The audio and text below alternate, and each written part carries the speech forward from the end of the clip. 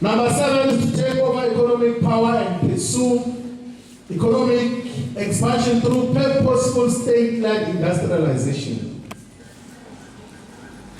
Number 8 is to develop and grow the productive forces. That let's grow the economy in all parts of South Africa so that we can create full employment. But also, Mkhonto Wesizwe says in objective number 10 in page 11 that our role is to fight for the interests, rights and aspirations of all workers, including the rights to unionize, to work in safe and protected workplaces, and the right to earn a living wage. So what that automatically means is that as an activist, as a member of Mkhonto Wesizwe Party, when workers come to you and say, please assist us with the following issues, you can't tell them that we are not a union. The Constitution obliges all of us to take up the interest of workers. We are on the side of the workers. That is what the Constitution obliges us to do. But also it obliges us to fight poverty, to reduce inequalities, to fight crime and all forms of criminality. And in the objectives, which are 30, you will find that there is a commitment to fight for the interest of ex-combatants and military veterans. So there was, of course, an argument presented by the ex-combatants and military veterans that there must be a separate organization for military veterans. And President Zuma says that, but the Mkhonto Wesizwe Party can do what a league of military veterans was going to do. There was also an argument that professionals must have a professionals league as a separate organization. But the constitutional objective says that we're going to find and defend the interest of all professionals and those who are historically excluded. So it's a role of our organization.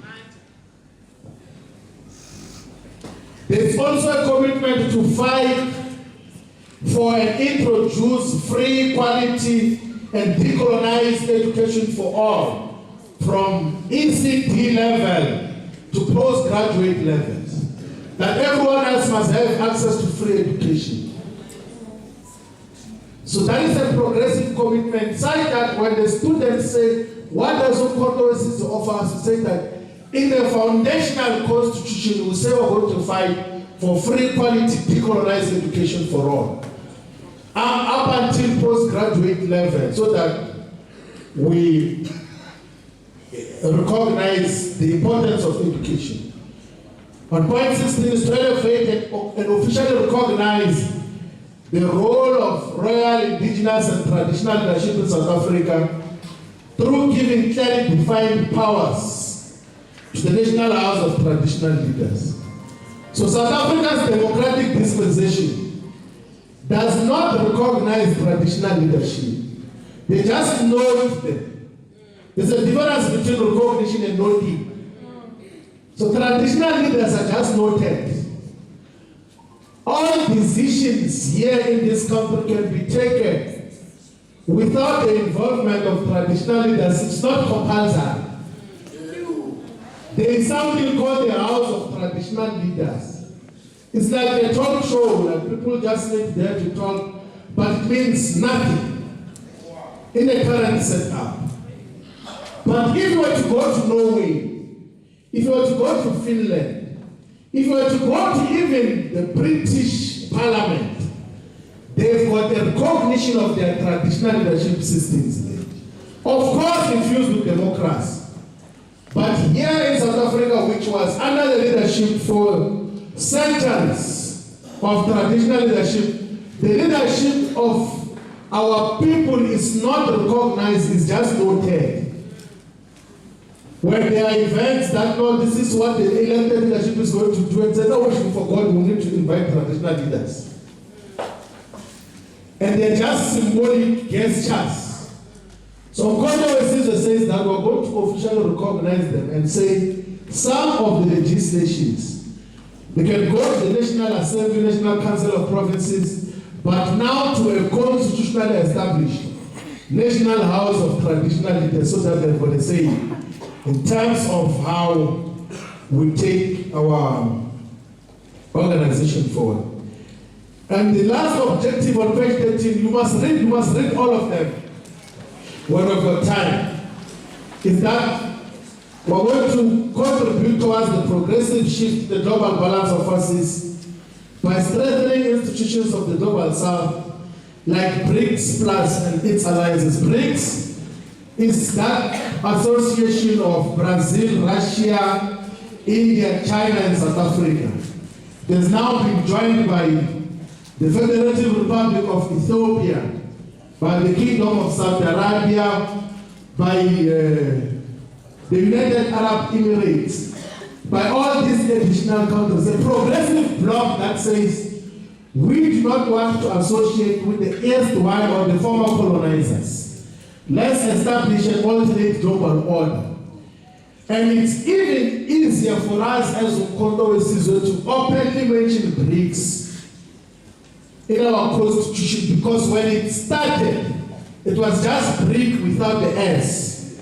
And it was President Zuma who made South Africa to be admitted to BRICS for it to turn from BRIC to BRICS as part of the progressive agenda.